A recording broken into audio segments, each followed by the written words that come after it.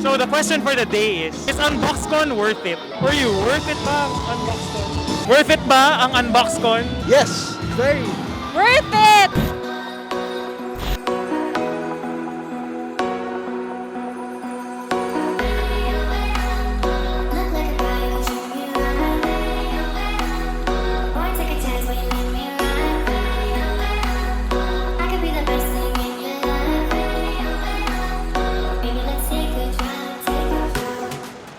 Good morning guys. We are here at sa labas ng SMX sa Unboxcon.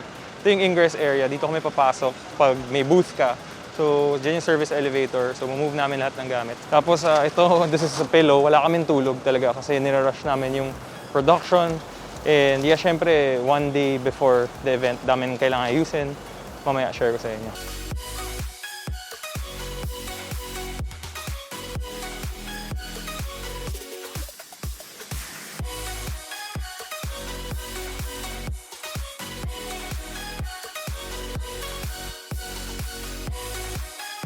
Okay, so we're here on Unboxcon. So this is how it looks like everywhere. Yan yung malaking screen, yan yung center, and this is our booth right here, Mateli Designs. I'll show you how we set it up, tsaka yung mga items for sale, but check it out, guys.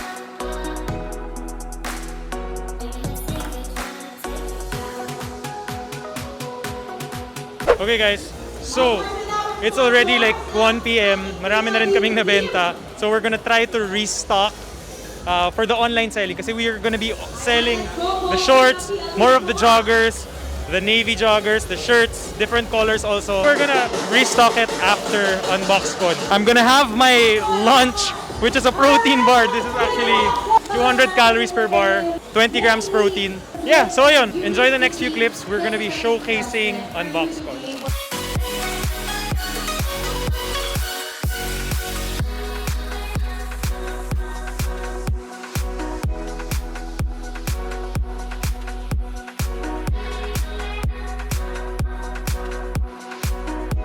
What's up guys? Kasama natin si Alvin Tristek. YouTube, link ko siya. O, kamusta naman experience mo sa Unboxcon? No, on the spot ako. Hello, masaya naman. Sobrang daming. Punta kayo sa Ateli Design. Sobrang ganda ng mga apparel. Follow nyo sa Instagram. Ganda ng gamit namin. Follow nyo na din ako. Follow nyo si Jacob. Follow nyo kami lahat.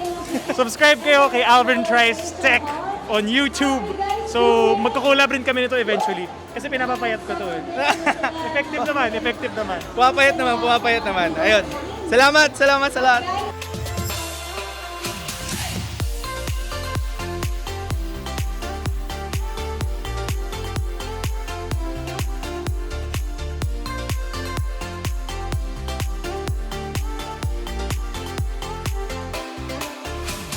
Hey guys, now kasama natin ngayon ang Diamond NFT booth. So, attorney, can you tell us a little bit about your booth? The Diamond NFT Super Community is one of the largest NFT groups in Southeast Asia. We're around 600 members. We're basically a community of NFT lovers. So the entrance fee right now is around 16,000 pesos to join. But once you get inside, you'll have access to NFT news, alpha, what are the good projects to buy in. And you can see the photos there. Those are all the projects we bought as a group. I think right now there are more than 50 million pesos combined. We host real life events. Like you can see here, there's many of us going in, meeting up in like Grand Hyatt or 205 BGC. And basically we're spreading awareness about NFTs as the newest and fastest rising asset in the world. And we believe that it is part of the future. Every person will be having an NFT. Every company will be selling stuff with NFTs. So we want to encourage everyone to look into owning one. Yeah. Because sometimes there's so many NFT projects you want to buy and you don't know which one. So usually we help you learn how to buy one, how to recognize a good project, how to avoid scams, more importantly, and how to have friendships within the NFT community. Okay guys, so yun, Diamond NFT. Check them out, I'll link their socials.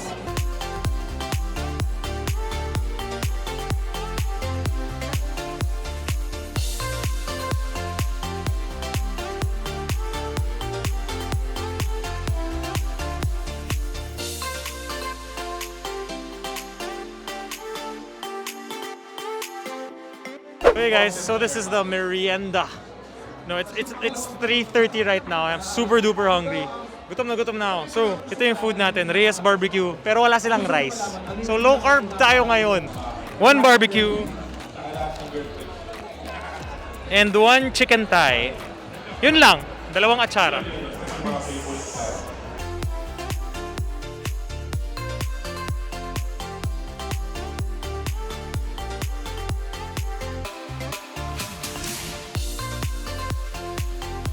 Okay guys, so ito yung items namin for sale sa Unboxcon. We've got the hat. So we're gonna be selling all of these online, pero we have the hat, Ateli hat. We have the Ateli premium shorts. Kita nyo, ganda ng slit. And yeah, that's the fit, that's the whole aesthetic. We also have this shirt, Ateli lifestyle lifting tee. So we're gonna be selling this online as well. And syempre, V1 premium joggers. Ito pinakamabenta. Actually, people love this. It's simple, it's basic, it's stretchy. You can wear it everywhere. You can wear it to the mall, you can wear it to the gym. Yun. Saka, this one also. This is the Navy premium jogger V1. So you can stretchy, you can squat in it. Diba? Hindi siya pupunit. So it's perfect for like moving around and doing whatever. So medyo patapos na. It's like 6:11 and I'm running on caffeine. So I have a pillow in case like I just pass out from tiredness. Pero we are gonna be asking people, worth it ba ang Unboxcon? Let's go! Tanong natin yung friend ko, said, worth it ba ang Unboxcon? Worth it siya. Yeah, super worth it! Kasi andito ang lahat ng mga alaga ko, and then of course, this is our very first convention. So hopefully, may susunod pa, and I hope to see you all soon! May mga steel pairs dito pag nakakahanap kayo. Ano nabili mo? Shoes. Nakabili siya ng Converse na sobrang ganda na steel. Pakita mo naman, oh. Kaya pala sulit. So, kasama natin ngayon si Idol Jeff Ong. Worth it ba ang Unboxcon? Yeah, super worth it. For you, bakit? Dahil sa sales. Joke. Ama, syempre, part yun, di ba? Yung iba kasi dito, ngayon ko lang nakita. Pero online, magkakilala kami. Ako rin, to be honest, first time ko magka-booth, napakabait na lahat ng tao, pare. Napakabait na lahat ng tao. Di ko in-expect. Diba? Pinapili ka? Meron na. Ilan? Mga 3 na. Sige, pare, maraming salamat. Thank you. Hello, Sarah darling. Hey, Jacob Alva, darling! So, for you, worth it ba ang Unboxcon? Super worth it because it expanded our network. Typically, cyclists yung umiinom ng kape namin, but now, I mean, look at the crowd. It's a good mix of people. So, thank you, Unboxcon. Thank you, Carlo! Wow. So, do visits in the coffee at Casa Cuna Garden and Antipolo. We're there every Saturday and Sunday. Thank you, Sarah. Okay, we're here with the man, the myth, the legend, Mr. Carlo Ople, Mr. Everyone. Unboxcon. Hello. Kamusta kayo dyan? Thank you for coming, Jacob. Aba, syempre, thank you for giving us a booth, Chief. Ikaw, Chief, kamusta ang Unboxcon for you? Surprising kasi I didn't expect talagang the turnout to be this massive. Kasi we sold out all the tickets, all the tiers, we sold out all the sponsors, all the booths. So, sobrang overwhelming and humbling yung energy. And ako sobrang excited kasi I'm blessed I get to take this energy with me. Di ba? And that just fuels you to keep on making bigger things.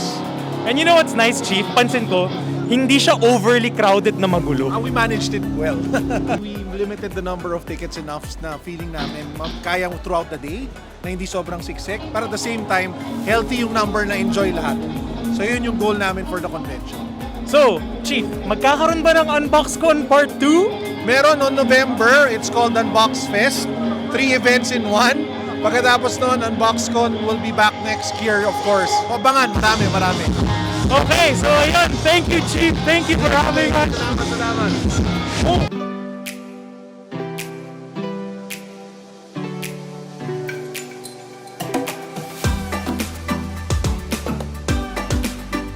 So guys, kasama natin yung friends ko, si Bella. Okay guys, so kasama natin yung friends ko, si Jella and Beto. So let's ask them, worth it ba ang Unboxcon? Yes, very. Worth it! Why? Mas maraming nice shoes to look at. Nakabili kayo? Yes! Nakabili kami marami. Nasa kotse na. So, nag-enjoy naman sila pero late na sila dumating so medyo konti yung nakita nila, di ba? Oo, bro. Hello, what's your name? Pat's here. So the question for the day is Unboxcon worth it? Really worth it. Kasi it's my first time to attend like sneakers event. So here you can see like different things na iniisip natin it's just sneakers, it's just cars, but there's also like shirts and other things like toys. Everything na pwede nyong pagtuunan ng oras and pera for something na magiging investment mo rin. May binili ka? Madami. Ayun. So, thank you so much. And next one. What's your name, bro? Daniel. Daniel.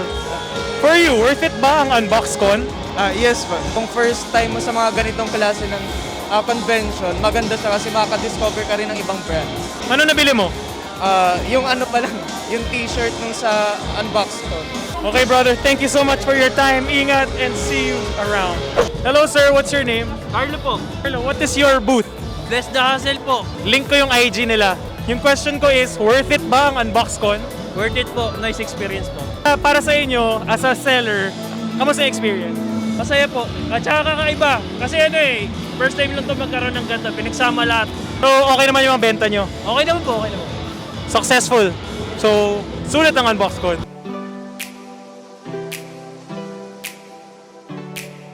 So, this is the conclusion to the video. Sana na-enjoy nyo. I am super tired. Sobrang, kanina pa kami nandito. Nakita nyo yung una nandito na sobrang thankful, grateful kay Chief, kay Carlo Ople for giving us this booth.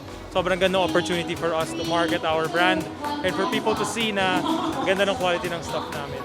So, with that being said, hope you guys enjoyed this vlog. Like, comment, subscribe, click that notification bell, and I'll see you in the next video.